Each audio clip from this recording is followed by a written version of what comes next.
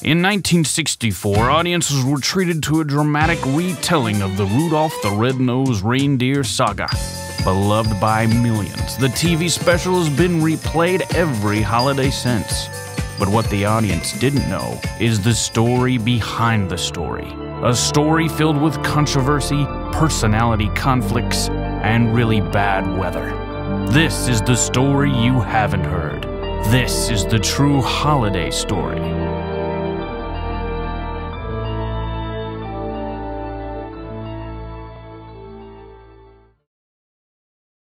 Look, there's no question it was an ambitious project. I wanted to remake the Rudolph story in a way that had never been attempted. I wanted to make it real, and that meant shooting on location at the North Pole for 3 months. But director Lance Pettigrew's decision to sequester the cast and crew at the North Pole instead of shooting on a soundstage had unintended effects. I was ready to curl up in a snowbank and die after just the first flippin' week. Actor Chad Collins played the role of Rudolph.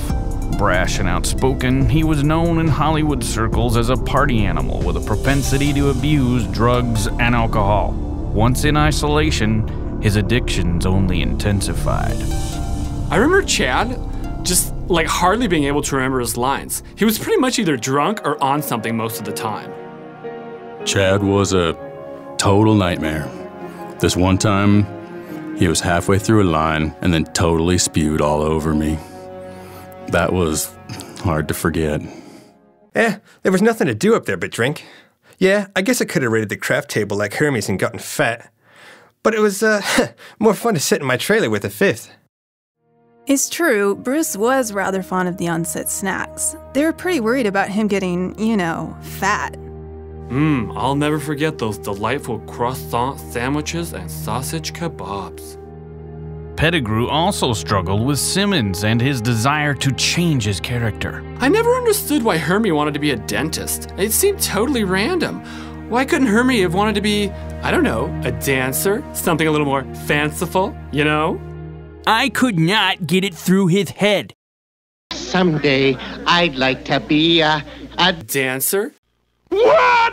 It's dentist! Your line is dentist, damn it!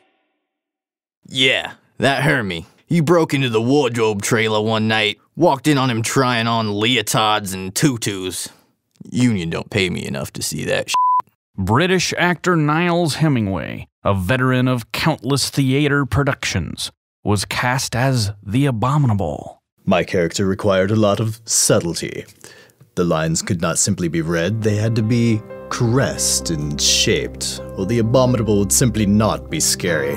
On set for his very first big-budget film, Niles was immediately at odds with his castmates. Chad and Bruce would simply walk onto the set and spit out their lines as if they were spitting out a kumquat pit. It was disgusting to watch. Niles, he didn't even have any coherently spoken lines. He just, growled and sorry. Can I say I can TV, right? Are we done here?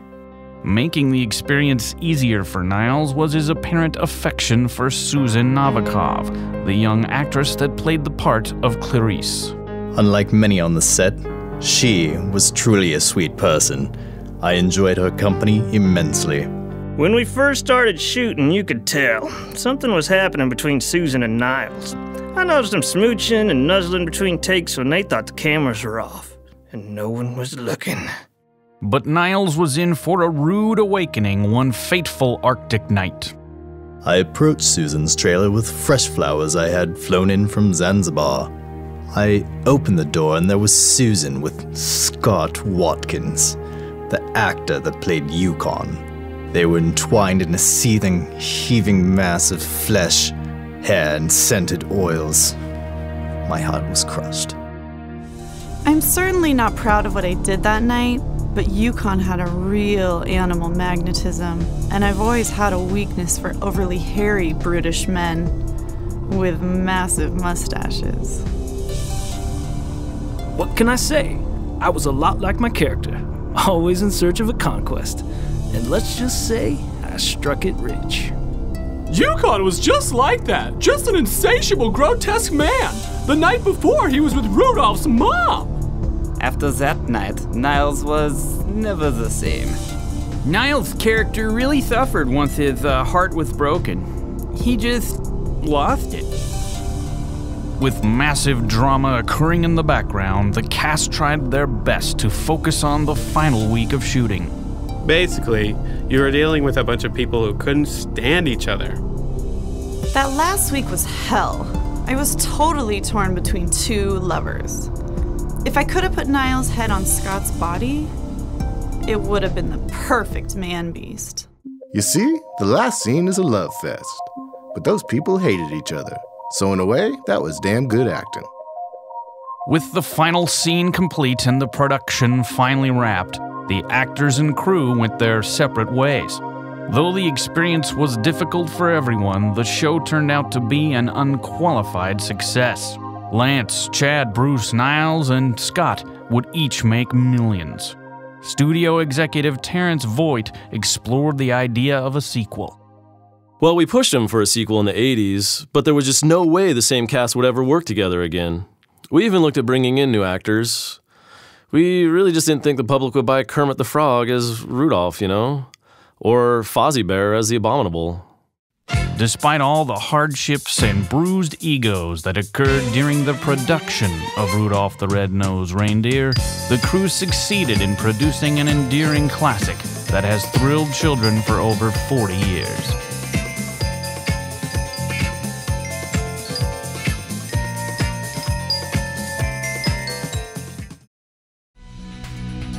You've just watched a true holiday story brought to you by 7-2.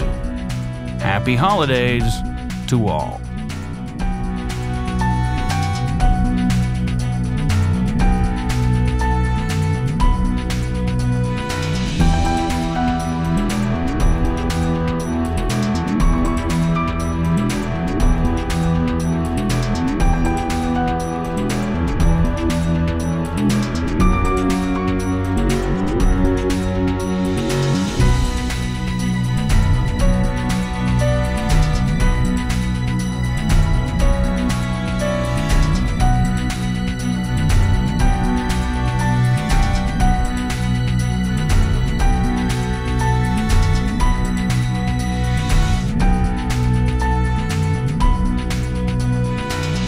It's dentist! Your line is dentist, damn it!